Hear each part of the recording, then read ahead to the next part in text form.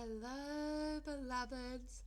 Welcome to a commentary channel. My name is Jem, and let's just say I am a lot of things in this reality, including an author, and I really like to try to promote my work. So if you go to Amazon and you look up the name Jem, Jem, Stone, Stone, you'll find that I've written over 25 books. This commentary video is titled The Fae Among Us, Signs of Their Presence. When most people think of fairies or fae, they imagine delicate winged creatures from children's stories. But the truth is far older, far stranger, and often far more unsettling. Across cultures, fae are described not as harmless sprite, but as beings that slip between worlds, tricksters, guardians, or even abductors. And yes, they appear here in Australia too.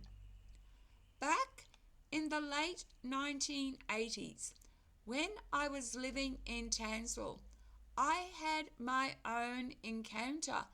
Late at night, in my bathroom, I saw a figure about a foot tall, dressed all in brown, wearing a little brown suit actually.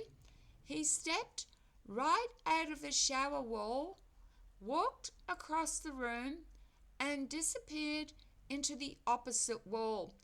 Immediately afterwards, our TV filled with static. I hadn't told my fiancé what I'd seen, but when he went into the bathroom, he came out rather disturbed, saying there was something in there. He even had a red mark on his face, as if he'd been struck. To me, this was proof. The Fae aren't just myths from Europe. They are here too. So, who are the Fae really? They come in many forms.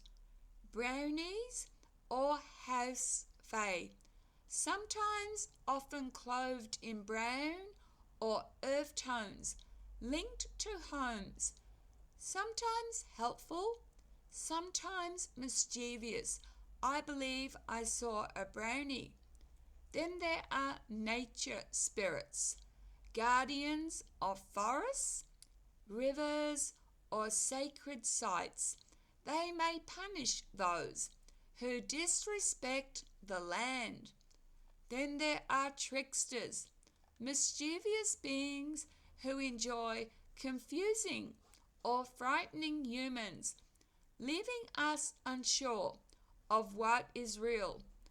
And my husband, love bless his soul, who's passed on, he saw a trickster dancing around me, and I couldn't see it. This trickster was invisible and was having apparently a good laugh at my expense.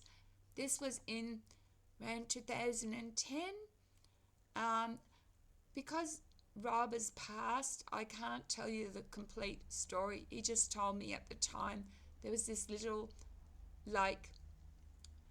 he described it as a mischievous trickster dancing around me like a little jokester that the kings and queens used to entertain. Anyway, let's continue.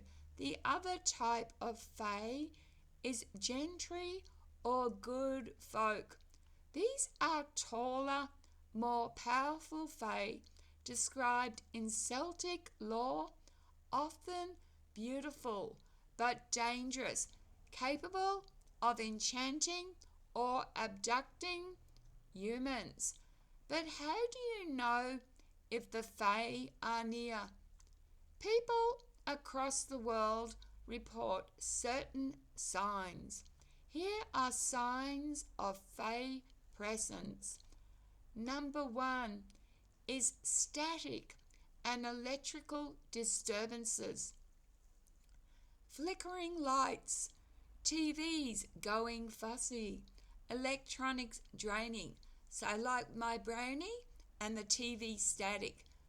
Number 2 is time slips, minutes or hours lost with no clear memory of what happened.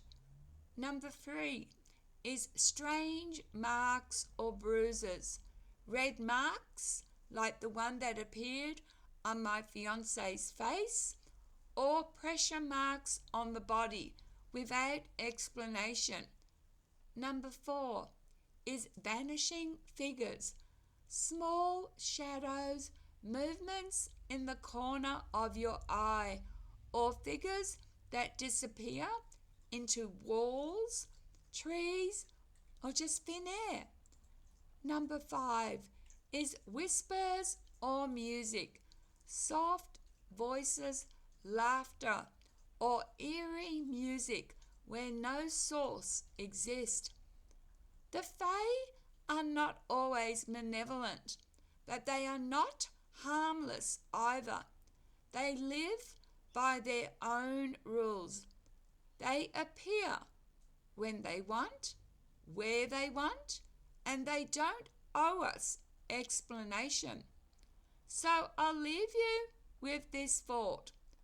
What if Fae are not relics of folklore, but neighbours in a hidden layer of reality, brushing against us, leaving traces just enough for us to know that they are there? And if you've had an encounter or seen Fae, drop a comment below, please.